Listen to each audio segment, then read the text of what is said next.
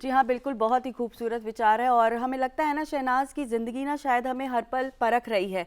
मतलब हर बार कुछ ना कुछ नई सिचुएशंस हो जाती हैं, कुछ ना कुछ नए डिसीजंस लेने पड़ते हैं, कुछ ना कुछ नए चैलेंजेस हमारे सामने आ जाते हैं। मतलब ये एक वक्त होता है एक ऐसा जो हमें खुद को समझने का मौका देता है, राइट? बिल्कुल आपने सही कहा। और अगर इन्हीं परिस्थितियों को हम समझदारी से अपनाएं जी। और इनसे सीख कर आगे बढ़ें तो धीरे धीरे ये छोटे छोटे कदम जो है हमें बेहतर और मजबूत बनाते जाते हैं। जी हाँ, बिल्कुल इसी तरह से जिस तरह से हमारे देश को बेहतर और मजबूत बनाने में हमारे देश के सिविल सर्विस जो सर्वेंट्स हैं उनका बहुत ही महत्वपूर्ण योगदान होता है। और ये दिन सिविल सर्वेंट्स की मेहनत, उनके समर्पण और उनके काम को सम्मान देने का दिन है। बिल्कुल सही कहा। और इसी महत्वपूर्ण विषय पर आज चर्चा करने के लिए हमारे साथ मौजूद है हमारे बहुत ही खास मेहमान दुर्गा शंकर मिश्री जी, जो कि 1984 बैच के आईएएस ऑफिसर हैं और उत्तर प्रदेश शासन के पूर्व मुख्य सचिव भी रह चुके हैं। सर, बहुत बहुत स्वागत है आपका हमारे डीडी मॉर्निंग शो में। धन्यवाद। और आपको बता दें दर्शकों, हमारे साथ हमारे ऑनलाइन माध्यम से जुड़ रहे हैं हमारे दूसरे खास मेहमान आलोक कुमार जी। आप 1998 बैच के आईएएस ऑफिसर हैं और वर्तमान में उत्तर प्रदेश शासन में प्रमुख सचिव हैं। सर, आपका भी बहुत बहुत स्वागत है डीडी मॉर्निंग शो में। तो सर, दुर्गा शंकर जी, सबसे पहले हम आपसे ये जानना चाहेंगे कि सिविल सर्विसेज डे की बात की जा रही है, तो हमारे दर्शकों को बताइए कि सिविल सेवा दिवस मनाने की जो शुरुआत है वो कब हुई? सिविल सर्विसेज डे सबसे पहले 2006 में 21 अप्रैल को मनाया गया जी। इसके पीछे पहले हमारे यहाँ इंडियन सिविल सर्विसेज हुआ करती थी। अंग्रेजों ने इस देश में प्रशासनिक तंत्र को मजबूत करने के लिए बनाया था। उसको परिवर्तित करके इंडियन एडमिनिस्ट्रेटिव सर्विस जी 1947 में हुआ और उसको पहले जो आईएएस प्रोबेशनर्स थे उनको 21 अप्रैल 1947 को हमारे देश के माननीय गृह मंत्री जी आयरन मैन सरदार वल्लभ भाई पटेल जी ने एड्रेस किया था। जी और उन्होंने पहले बार अपने सिविल सर्वेंट्स को कहा था कि जो इंडियन सिविल सर्विसेज थी वो तो न तो इंडियन थी, न सिविल थी, न उसमें सर्विस का पुट था। जी। अब इस सर्विस में आपको कंपैशन, इंटीग्रिटी और लोगों के प्रति इस भावना के साथ आपको काम करना है कि आप एक स्टील फ्रेम हो। जी आप हमारे देश को आगे के लिए एक दिशा दोगे। वहाँ पे उन कार्यों को जो सरकार की पॉलिसीज होंगे उनको पॉलिसीज को आप इम्प्लीमेंट करोगे। तो उनकी सारी जिम्मेदारियों को, और उन्होंने सबसे बड़ी बात ये कही कि अब आप किसी एलियन सरकार को, किसी विदेशी हुकूमत को आप नहीं सर्व कर रहे हो, बल्कि अपने देश की बनी सरकार, अपने लोगों के लिए बनी सरकार के लिए आप सेवा कर रहे हो। तो इस भावना के साथ आपको देश में सेवा करना। बहुत बहुत शुक्रिया सर हमें बताने के लिए। और साथ में आलोक सर, हम आपसे ये जानना चाहेंगे कि सिविल सर्विसेज डे की शुरुआत क्यों की गई थी, इसके पीछे उद्देश्य क्या था? जैसे कि सर ने बताया कि इसकी शुरुआत किस तरीके से हुई, मैं समझता हूँ कि इसका जो मुख्य उद्देश्य रहा वो हम सभी जो भी सिविल सेवक हैं उनको अपने आत्ममंथन करने का एक मौका देता है। जिस उद्देश्य से और जिस लोक सेवा के कार्य के लिए हमने अपने सर्विस को चुना है, जी।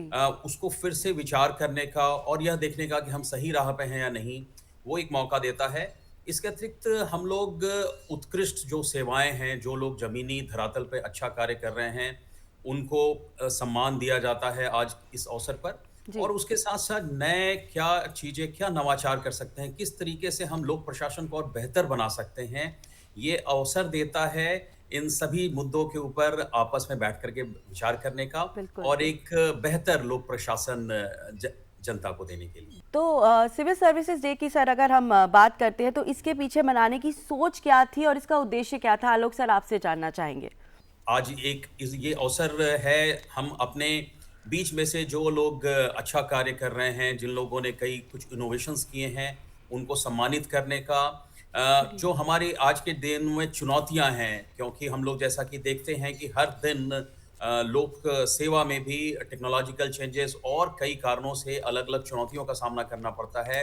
उन चुनौतियों को समझने का, किस तरीके से हम उसे और बेहतर तरीके से टैकल कर सकते हैं, उसे देखने का। उसके साथ-साथ जो हमारे लोक सेवा को हम लोग बेहतर कैसे और बना सकते हैं, उन मुद्दों पे बात करने का एक ये मौका देता है।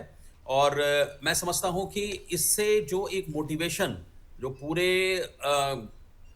जो फील्ड में जो लोग कार्य कर रहे होते हैं, उन सभी लोगों को एक मोटिवेशन प्रदान करता है। तो एक बहुत अच्छी सरकार की एक पहल रही है 2006 से, और उसके बाद से लगातार ये सिविल सेवा दिवस मनाया जा रहा है। आज दिल्ली में मुख्य कार्यक्रम होता है, लेकिन पूरे प्रदेश में, देश के अलग-अलग राज्यों में और अलग-अलग शहरों में भी सिविल सेवा दिवस मनाया जाता है। बिल्कुल, और दर्शकों हम आपको बता दें कि सिविल सेवा दिवस के अवसर पर विज्ञान भवन में एक विशेष कार्यक्रम आयोजित किया जा रहा है, जिसका सीधा प्रसारण आप देख सकते हैं सुबह 10 बजे से डीडी नेशनल, साथ ही इसकी लाइव स्ट्रीमिंग आप देख सकते हैं डीडी नेशनल के यूट्यूब चैनल पर। और हम आपको बता दें, इस खास ये जो कार्यक्रम आयोजित किया जा रहा है, इसके मुख्य अतिथि होंगे हमारे देश के उपराष्ट्रपति श्री CP राधाकृष्णन जी। तो यहीं पे दुर्गा सर, आपसे हम सवाल पूछना चाहेंगे कि 21 अप्रैल की तारीख का सिविल सर्विसेज डे से क्या ऐतिहासिक महत्व है? बताया मैंने कि 21 अप्रैल 1947 को जी, सरदार वल्लभ भाई पटेल जी ने सबसे पहला बैच जो एडमिनिस्ट्रेटिव सर्विसेज का था उसको एड्रेस किया था जी, और उनको उनकी जिम्मेदारी बताई थी। उन्होंने बताया था कि कैसे एक जो हमारा कॉलोनियल रूल चल रहा था अब वो समाप्त हो गया। जो सोच थी उस सोच का समापन करना होगा, और अब नई सोच, क्योंकि अब आप देश का नया निर्माण करना है, तो उसको देश के लोगों के प्रति आपकी सद्भावना, उनके प्रति आपको सोच की कैसे हम उनको आगे बढ़ा सकते हैं, और एक ईमानदारी के साथ, सच्चाई के साथ, सत्यनिष्ठा के साथ आपको अपने कार्य को अंजाम देना है। तो ये जो हमारे माननीय सरदार वल्लभ भाई पटेल जी ने जो लोगों को एड्रेस किया, उसको स्मरण करते हुए जी, 21 अप्रैल को हर साल 2006 से ये सिविल सर्विसेज डे मनाए जाने का निर्णय लिया गया। बिल्कुल सर, यहीं पर आपसे एक सवाल और पूछना चाहेंगे कि सिविल सर्वेंट्स जो हैं हमारे, उनकी भूमिका को आप किस तरह से परिभाषित करेंगे? देखिए, they are like steel frame, क्योंकि हमारी व्यवस्था जो बनी हुई है उसमें लेजिस्लेचर है, एग्जीक्यूटिव है, और ये 3 तंत्रों में उसको बंधा पड़ा हुआ है। जी, अब उसमें जो हमारा एग्जीक्यूटिव है, जो पॉलिटिकल एग्जीक्यूटिव है, उसकी पॉलिसीज़ को ज़मीन पे हकीकत में उसको लागू करने का, या पॉलिटिकल एग्जीक्यूटिव को मदद करने के लिए कि पॉलिसी के निर्णय कैसे लेंगे, पॉलिसी कैसे बनाएंगे, जी, उसको बनाने के लिए पूरी सूचना तंत्र को इकट्ठा करना, ये काम हमारे सिविल सर्वेंट्स का है। राइट, तो जैसे कि हम जिले में जिलाधिकारी के रूप में या सब डिविजनल मजिस्ट्रेट के रूप में जो हम ग्राउंड पे जो काम कर रहे थे, पब्लिक के साथ जो काम कर रहे थे, सरकार की इतनी सारी योजनाएं हैं, प्रधानमंत्री आवास योजना है, जन आरोग्य योजना, तमाम सारी योजनाओं का जो लाभ लोगों को पहुंचना है, ये सिविल सर्वेंट्स उस काम को करने में मदद करते हैं। आज की डेट में टेक्नोलॉजी का बहुत महत्व हो गया है। उस टेक्नोलॉजी को कैसे उपयोग करके, क्योंकि हमारा देश इतना व्यापक, इतना बड़ा, लगभग 150 करोड़ के आबादी का देश है, इतने बड़े देश को एडमिनिस्टर करने के लिए कैसे हम टेक्नोलॉजी का प्रयोग करेंगे, ये हमारे सिविल सर्वेंट का रोल है। आज जैसे देखिए भी इलेक्शन चल रहा है कुछ राज्यों में, और पूरी इलेक्शन के तंत्र को मैनेज करना ये सिविल सर्वेंट्स काम करते हैं। कभी कभी डिजास्टर हो जाता है, तमाम सारी ऐसी बातें आती हैं। ऐसे इतनी सारे जो सरकार के जो तंत्र चलाना, एक तरह से समझिए वो तंत्र है, वो तंत्र उस माध्यम से, उनके माध्यम चलाया जाता है। बिल्कुल बिल्कुल सही कहा आपने सर।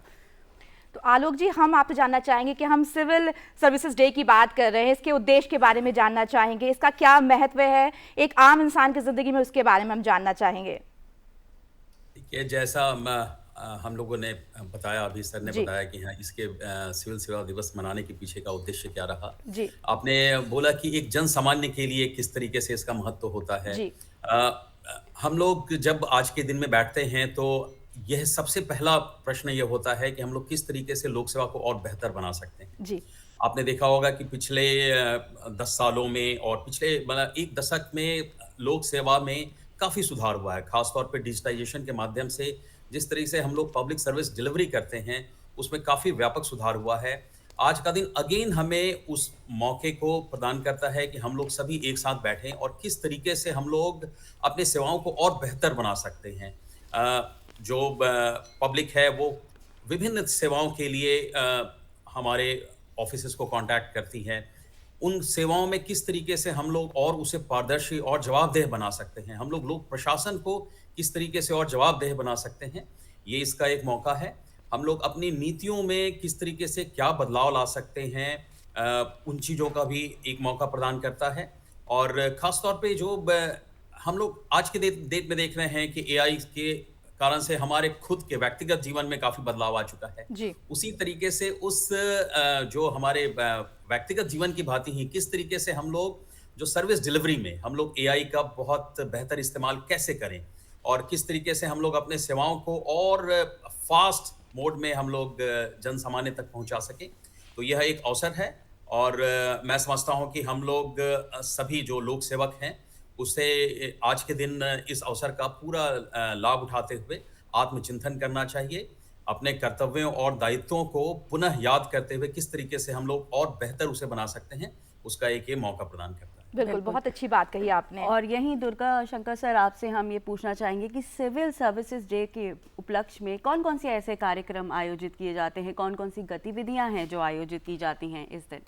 रितिका जी, आपने बताया कि जैसे आज सुबह 10 बजे से जी विज्ञान भवन में एक बड़ा कार्यक्रम है जिसमें तमाम सारे सिविल सर्वेंट्स होंगे, उसके मुख्य अतिथि हमारे माननीय उपराष्ट्रपति महोदय होंगे। तो एक तो आज के दिन हमारे सिविल सर्वेंट्स ने जो बहुत अच्छा काम किया, कुछ दूसरों के लिए प्रेरक काम किया है, ऐसे काम जिससे कि और समाज को जो सरकार तमाम सारी योजनाओं के माध्यम से लोगों तक पहुंचने की कोशिश कर रही है उसको अंजाम दिया बहुत बेहतर तरीके से। ऐसे सिविल सर्वेंट्स को पुरस्कृत किया जाएगा जो प्रधानमंत्री award for excellence in public administration, तो इसके द्वारा उनको जो है नवाजा जाएगा। दूसरा, इसके बाद बहुत सारे विषयों पर चिंतन होगा। अभी आलोक आपसे बता रहे थे कि जो महत्वपूर्ण विषय है उन विषयों के ऊपर जो अलग अलग विषयों पर विचार मंथन होगा कि हम क्या कर सकते हैं, कैसे कर सकते हैं, क्या क्या चीज़ें और कर सकते हैं, कैसे और सुधार ला सकते हैं। तो ये जो हमारा एक मौका होता है, जिस मौके पे हम अपने आप को देखते हैं कि क्या हम जो कर रहे हैं वो बहुत अच्छे से करने करें, और दूसरा हम दूसरों को प्रेरणा दें कि जब अच्छे लोगों के कार्य को अगर पब्लिकली रिकॉग्नाइज किया जाएगा। अब उदाहरण के लिए मुझे 2011 में ये प्राइम मिनिस्टर्स अवार्ड प्राप्त हुआ था जब उत्तर प्रदेश में प्रमुख सचिव हुआ करता था नगर विकास मंत्रालय का, अपने उत्तर प्रदेश विभाग का। तो उस समय हमें कानपुर में जो सॉलिड वेस्ट मैनेजमेंट है, उसको waste to energy and waste to compost जो बनाने के बारे में बहुत बड़ा प्लांट लगाया गया था। ये काम पूरे देश के लिए एक बहुत महत्वपूर्ण था। तमाम सारे देश भर के लोग आते थे, उस कानपुर के प्रोजेक्ट को देखने के लिए आते थे कि कैसे यहाँ पे सॉलिड वेस्ट मैनेजमेंट किया गया। तो ये एक अच्छी चीज़ होती है, इसके बहाने रिकॉग्निशन होता है।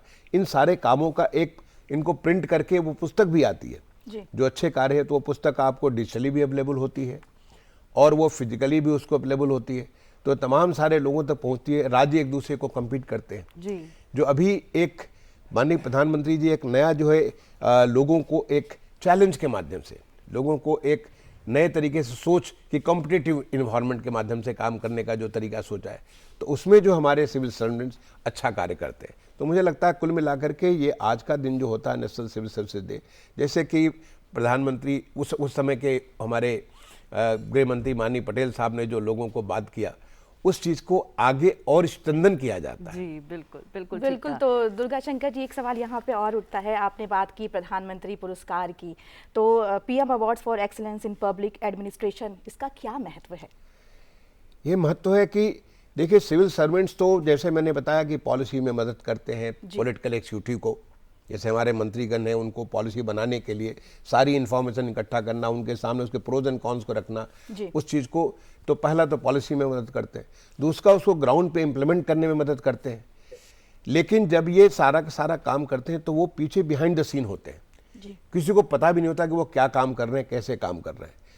तो ये एक मौका होता है, इस मौके के माध्यम से जो लोग बहुत अच्छा काम कर रहे हैं, ऐसा मैं नहीं करता, सारे लोग अच्छे काम करने की कोशिश करते हैं, लेकिन उनमें जो सबसे अच्छा काम करते हैं, जो दूसरों के लिए प्रेरणा बनेगा, ऐसे लोगों को रिकॉग्नाइज करने का एक बड़ा प्लेटफॉर्म है। और इसके लिए बड़ी एक्सरसाइज होती है। जो प्रधानमंत्री पुरस्कार जो प्राप्त होता है पब्लिक एडमिनिस्ट्रेशन के बारे में, इसके लिए काफ़ी ज़्यादा जो लोगों के जितने सारे नॉमिनेशन, उत्तर प्रदेश का मुख्य सचिव था, तो मैं हर एक जिलाधिकारियों को मैं प्रोत्साहित करता था कि अपना जो बढ़िया काम कर रखा है, जिस चीज़ के बारे में पुरस्कार होना, आप उस चीज़ को सामने रखो। और ये सारा इसका बहुत डिटेल में असेसमेंट होता है, और असेसमेंट के लिए ग्राउंड पे भी जाकर के टीम देखती है, उनका प्रेजेंटेशंस होते हैं और हाईएस्ट कैबिनेट सेक्रेटरी स्तर पे जाकर के फिर फाइनली तय किया जाता है कि किसको इसको ये पुरस्कार मिलेगा। तो एक बड़े डिटेल रिगरस प्रोसीजर के माध्यम से इसका जो रिकॉग्निशन होता है तो इसका बड़ा सम्मान है। और दूसरा चीज़ है कि इसके माध्यम से जो डॉक्यूमेंटेशन होता है, इनको जो जो पुरस्कार मिला, ताकि लोगों तक ऐसा नहीं कि हमने एक बार किसी को अवार्ड दे दिया और बात खत्म हो गई, बल्कि वो दूसरों तक पहुंचना चाहिए कि हम भी ऐसा काम कर सकते हैं। बिल्कुल ठीक कहा सर आपने यहाँ पर। और आलोक सर, आपसे हम ये जानना चाहेंगे, ये जो सम्मान मिलता है, जो अवार्ड दिया जाता है, ये सिविल सर्वेंट्स के जो काम को और बेहतर बनाने में किस तरह से मददगार होते हैं? जैसा किसी भी लोक सेवक के लिए राष्ट्रीय स्तर पर इस तरह का सम्मान मिलना बहुत बड़ी बात होती है जी। और ये उसको ऑफ कोर्स मतलब जो लोग वहां पर जाते हैं उस सम्मान को लेने के लिए उन्हें तो मोटिवेट करता है जी। लेकिन हम लोग इस बात को समझें कि एक जब जैसा कि सर ने बताया कि बहुत एक रिगरस प्रोसेस के थ्रू इन अवार्ड्स के लिए जो फाइनल जो अवार्डीज होते हैं उनको डिक्लेयर किया जाता है। इस जो भी ये इनोवेशन है जिसके लिए हम वहां पे अवार्ड करते हैं उसके पीछे एक बहुत बड़े सैकड़ों लोग लगे होते हैं। ये उन सभी को मोटिवेट करने का काम करता है जी। और जो लोग केवल अवार्डीज होते हैं ये उन्हें ही नहीं, ये उनके साथ साथ जो बाकी अन्य लोक सेवक हैं उन्हें भी एक हेल्दी कंपटीशन के माध्यम से किस तरीके से हम भी उस अवार्ड को प्राप्त करने के लिए प्रयास कर सकते हैं, किस तरीके से नया इनोवेशन ला सकते हैं, उसमें बहुत बड़ी भूमिका निभाता है। और मैं समझता हूं कि जो इनकरेजमेंट पिछले सालों में प्राइम मिनिस्टर अवार्ड और उसी तरीके के जो विभिन्न अवार्ड हैं उनसे प्राप्त होता है वो अपने आप में बहुत ही एक अनोखी पहल है। और मैं समझता हूं कि ये इस तरह के अवार्ड और भी प्राइम मिनिस्टर अवार्ड तो लोक सेवक के लिए सर्वोच्च सम्मान हुआ, लेकिन उसके अतिरिक्त भी अन्य कई अवार्ड सिविल सेवा दिवस के अवसर पर विभिन्न राज्यों में दिए जाते हैं। ये सारे अवार्ड जो भी सिविल सर्वेंट्स कार्य कर रहे हैं लोक प्रशासन में उन सभी के लिए एक बहुत बड़ा मोटिवेटिंग और एक इनकरेजिंग फैक्टर होता है। बिल्कुल ठीक कहा आपने सर। दुर्गा शंकर जी, सवाल यहाँ पर यह है कि सिविल सेवाओं की बात हो रही है तो आम जनता के जीवन पर इसका सीधा क्या प्रभाव पड़ता है? बहुत सारा जी। देखिए, आम जनता का चाहे वो जमीन का मामला हो, जी। रेवेन्यू एडमिनिस्ट्रेशन हो, आपको तमाम सारी जो उनको ज़िंदगी को बेहतर बनाने के लिए सड़क बनाना हो, रेल व्यवस्था बनाई जानी हो, जी। बिजली उनको प्रोवाइड किया जाना हो, उनको जो है आवास की बात हो रही है, ऐसी जो तमाम सारी जो लोगों की ज़िंदगी को बेहतर बनाने के लिए, आम नागरिकों के ज़िंदगी की गुणवत्ता को और बेहतर करने के लिए सरकार तमाम सारे कार्यक्रम लेकर के आती है। लोगों के एम्प्लॉयमेंट के बारे में, उनकी स्किलिंग के बारे में, उनको शिक्षा के बारे में, उनके स्वास्थ्य के बारे में, उनके एंटरटेनमेंट के बारे में, ऐसी तमाम सारी जो चीज़ें हैं जो सरकार ज़मीन तक लेकर के पहुंचती है। और जो सरकार जो ज़मीन पर लेकर पहुंचती है किसके माध्यम से पहुंचती है? वो सिविल सर्वेंट्स होते हैं। और सिविल सर्वेंट्स भी स्कीम तो एक ही है, लेकिन उस स्कीम को ऐसे लागू करें कि जिससे अधिक से अधिक लोगों तक पहुँच सके, उसका लाभ बेहतर तरीके से लोग ले सकें। वहाँ पे आपका इनोवेशन जो इंडिविजुअल है उसके इनोवेशन वहाँ पे काम आता है। वो क्या क्या ऐसी चीज़ें कर सकता है जिसके माध्यम से जो मनसा सरकार की है लोगों तक पहुँचने की, उस मनसा को कैसे हम लोग को पूरा कर सकते हैं। कई बार देखिए, कभी बाढ़ आ जाती है, कभी भयंकर गर्मी पड़ जाती है, ऐसी तमाम सारी त्रासदी आती है। उस त्रासदी में कैसे हम उनको जो है उनको हैंडल कर सकते हैं। या आप देखिए, आज के समय तो सबसे बड़ा चीज़ जो SIR हुआ, आपका जो स्पेशल इंटेंसिव जो ये जो पूरा का पूरा सारी के सारे इलेक्ट्रेट का जो जांच हो रही है, अब इसको लेके सिविल सर्वेंट चाहे हमारे डिस्ट्रिक्ट मजिस्ट्रेट को दे लीजिए, उनकी पूरी मशीनरी को ले लीजिए, किस प्रकार से काम कर रहे हैं, बहुत कैसे इफेक्टिवली कर रहे हैं। अभी इलेक्शन हो रहा है राज्यों में, उस इलेक्शन को कैसे करें कि ताकि ये फ्री एंड फेयर इलेक्शन हो। जो हमारा मैंडेट है डेमोक्रेसी का, जो हमारी प्रजातांत्रिक जो व्यवस्था है, उस व्यवस्था में लोग ही सबसे बड़े हैं। लोग जब अपना वोट दे सकें और ईमानदारी के साथ सच्चाई से वोट सकते हैं, इसका पूरा वातावरण कैसे बनाया जाता है। तो ये सिविल सर्वेंट जो है, ये पूरी की पूरे, जैसे मैंने कहा, तंत्र होता है, मशीन होती है, मशीन का हर एक पुर्जा कैसे काम करता है, वो काम करने के ये तंत्र हैं। और उसको गाइडेंस जो हमारा पॉलिटिकल एक्सिक्यूटिव है, लेजिस्लेचर तो बना देता है, एक कानून बना देता है, जुडिशरी वो देखती है कि वो तंत्र ठीक से काम कर रहा है, कहीं पे कोई किसी प्रकार का कोई डिवीजन तो नहीं है, जो हमारा लेजिस्लेचर का जो अपेक्षा है उस अपेक्षा के मुताबिक कहीं इधर उधर डिवीजन तो नहीं है, वो देखते हैं।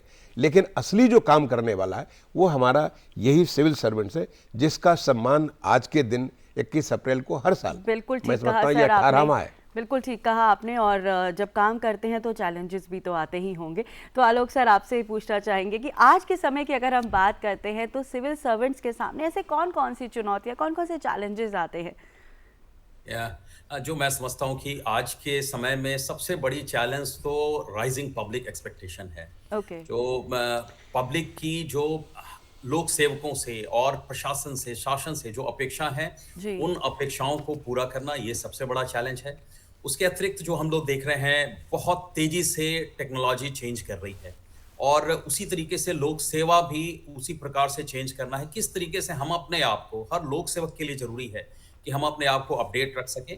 आज के समय में जो मिशन कर्मयोगी के माध्यम से सरकार ने एक प्रयास किया है, वो बहुत अच्छा प्रयास है जी। और को अवसर देता है कि हम लोग अपने जो नए टेक्नोलॉजिकल चेंजेस हैं, एआई से रिलेटेड, डेटा एनालिटिक्स से रिलेटेड, हम उनके बारे में अपने आप को अपडेट रख सकते हैं। इसके अतिरिक्त एक बहुत बड़ा चैलेंज, चुनौती हम लोग सभी फेस करते हैं, सबने भी है, अपने आप को इस पूरे वातावरण में लोक सेवा के दौरान अपने आप को पॉलिटिकली न्यूट्रल रखना है। इसके बिल्कुल। अतिरिक्त जो आज की डेट में judicial and media scrutiny, like किसी भी डिसीजन का काफ़ी ज़्यादा चांसेस है कि उसकी मीडिया स्क्रूटनी भी होगी, जुडिशियल स्क्रूटनी भी होगी। उसे हम उन सभी चैलेंजेस को अपने मद्देनज़र रखते हुए हम किस तरीके से सही डिसीजन ले सकें, ये ओके। बहुत इम्पोर्टेंट होता है।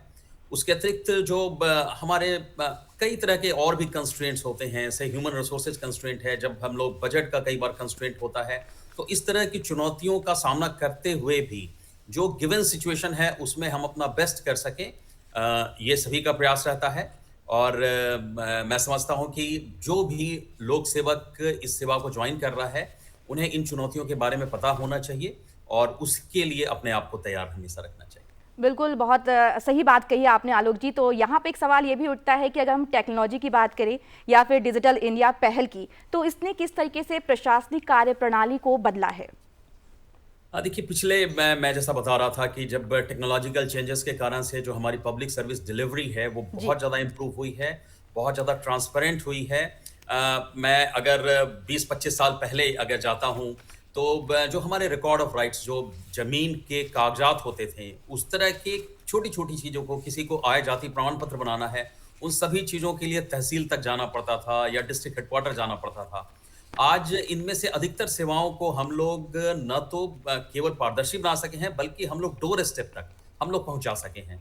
आज की डेट में पंचायत सहायकों के माध्यम से ग्राम पंचायत स्तर पर ही अधिकतर इन सेवाओं को प्रदान किया जा रहा है।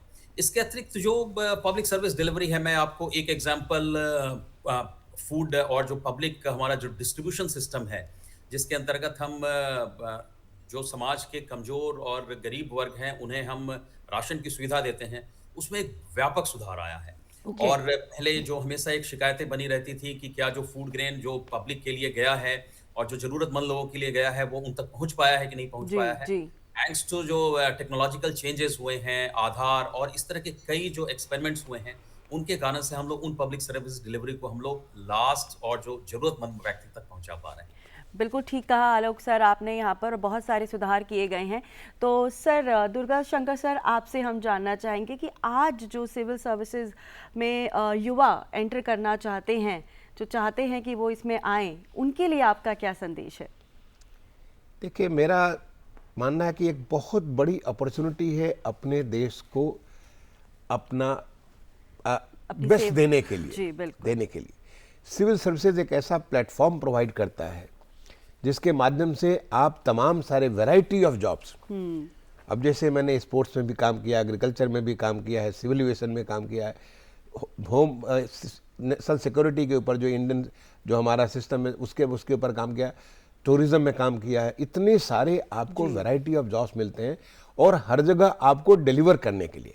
और आज जब हमारा देश विकसित भारत का लक्ष्य लेकर के चल रहा है कि 2047 तक करना है, तो ये हमारे लिए और ज़्यादा महत्वपूर्ण हो गया, क्योंकि अभी तो हमारा यूनिवर्सल एक्सेस, चाहे अगर मकान देना है तो हर एक को मकान देना है, जी। जल जीवन जो सबको, जो अगर पानी देना है तो पानी हर एक को, हर परिवार को पानी देना है, अगर आपको स्वास्थ्य सुविधाएं देनी है तो हर एक को स्वास्थ्य की सुविधाएं देनी है। तो जो एक सरकार का जो अप्रोच है आज देश में, जिस प्रकार से चीज़ों का इम्प्लीमेंटेशन पिछले 10-12 साल में एक बहुत आमूल चूल परिवर्तन हुआ है सरकार की सोच में, सरकार की डिलीवरी में, सरकार के कमिटमेंट में और वहाँ पे जो मैंने कहा कि असली तंत्र तो हमारा सिविल सर्वेंट है। तो सिविल सर्वेंट्स को इतनी आपको वैरायटी ऑफ थिंग, नई नई चीज़ सोचने के बारे में, नए तरीके से उसको इम्प्लीमेंट करने के बारे में, तो आप टेक्नोलॉजी का भी प्रयोग करें। आज की डेट में जो फ्रंटियर टेक्नोलॉजी है, चाहे जितनी भी नई नई सारी चीज़ें, उसको कैसे करें कि लोगों को हम बेहतर से बेहतर लाभ दे सकें। तो मुझे लगता है कि ये एक बहुत ही, एक तो आपको सिक्योरिटी तो देता ही देता है, सर्विस में सिक्योरिटी आपको देता है, लेकिन उस सिक्योरिटी के अलावा इतना बड़ा चैलेंज देता है और हर एक कोई इसको एंजॉय कर सकता है इस कार्य को करने में। बिल्कुल, बहुत अच्छी जानकारी आपने हमें दी यहाँ पे सर। तो आज सिविल सर्विसेज डे पर महत्वपूर्ण चर्चा करने के लिए हमारे साथ ऑनलाइन माध्यम से जुड़े थे आलोक कुमार जी, 1998 बैच के आईएएस ऑफिसर और वर्तमान में उत्तर प्रदेश शासन में आप प्रमुख सचिव हैं। आपका बहुत बहुत शुक्रिया सर आज डीडी मॉर्निंग शो में जुड़ने के लिए और सिविल सर्विसेज डे पर हमें इतनी महत्वपूर्ण जानकारी देने के लिए। और दर्शकों, इसी के साथ हमारे साथ स्टूडियो में सिविल सर्विसेज डे पर महत्वपूर्ण जानकारी साझा की दुर्गा शंकर मिश्रा जी ने, जो कि आप 1994 बैच के आईएएस ऑफिसर हैं और उत्तर प्रदेश शासन के पूर्व मुख्य सचिव भी रह चुके हैं। सर, आपका बहुत बहुत शुक्रिया इतनी महत्वपूर्ण जानकारी हमारे साथ साझा करने के लिए। बहुत बहुत धन्यवाद। Thank you.